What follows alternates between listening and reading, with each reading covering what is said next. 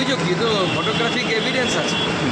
Police লাথি মেরেছে, আর এই কলকাতা পুলিশ লুঙ্গি বাহিনী লাথিকে পালিয়ে যায়। এবং আমরা অবাক হয়ে গেলাম। আজকে আমার মতে একে তো শিক্ষকদের চাকরি চলে গেছে, তার উপর তার এই সম্মানীয় শিক্ষক শিক্ষিকাদের উপর যে ধরনের লাঠিচার্জের মতো ঘটনা ঘটে, আজকে বাংলার শিক্ষা জগতের কালো দিন।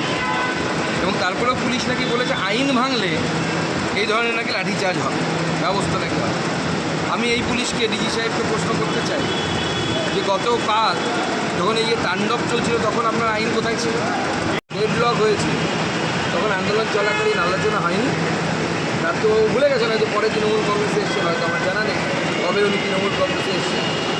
তো আন্দোলন তো অবশ্যই আন্দোলন, আমার মনে হয় গোটা পশ্চিমবঙ্গ জুড়ে সমস্ত শিক্ষকদের আন্দোলনে নামা উচিত। যাদের চাকরি কাছে তারা হয়তো দৌড়ে বেড়াচ্ছে, এবং সেই জন্য বারবার শিক্ষক সমাজের কাছে, আমি শিক্ষক হিসেবে বলছি, বারবার শিক্ষক সমাজের উপরে এই আক্রমণটা আসে। এটা যদি ব্যাংকের এমপ্লয়িদের বিরুদ্ধে হতো, দেখবেন ব্যাংকিং ব্যবস্থা স্টপ হয়ে যেত। আমরা তো 13 তারিখে আমরা আমাদের প্রতিবাদ মিছিল, বিক্ষোভ মিছিল করব। ভবিষ্যতে প্রয়োজনে আমরা জেলায় জেলায় আমরা আন্দোলন করবো, তারপরে এবং প্রয়োজনে আমরা নবান্ন অভিযানও করব। যদিও নবান্ন অভিযানের ডাক শিক্ষকরা দিয়েছে, সেজন্য আমরা নবান্ন অভিযানের কথা এই মুহূর্তে ভাবছি না, কারণ তারা যেহেতু ডাক দিয়েছে। আমাদের 13 তারিখে মিছিলের পর 16, 17, 18, 19 এই 4 দিনের মধ্যে আমরা বিভিন্ন জেলায় জেলায় আমরা বিক্ষোভ মিছিল করব।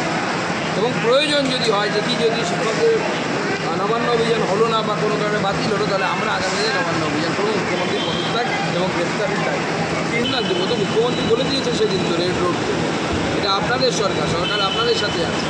স্বাভাবিক, যাদের সাথে সরকার আছে তারা আগুন জ্বালিয়েছে, তাদের সরকার, তারা 5টা পুলিশের গাড়ি পোড়াক, 10টা থানা পোড়াক, 5টা পুলিশকেও পুড়িয়ে দিতে পারে, কিছু করার নেই। পশ্চিমবঙ্গ সরকার তো অ্যাটলিস্ট কিছু করবে না। বাংলা খবর, আপনার রাজনীতি, আপনার আওয়াজ।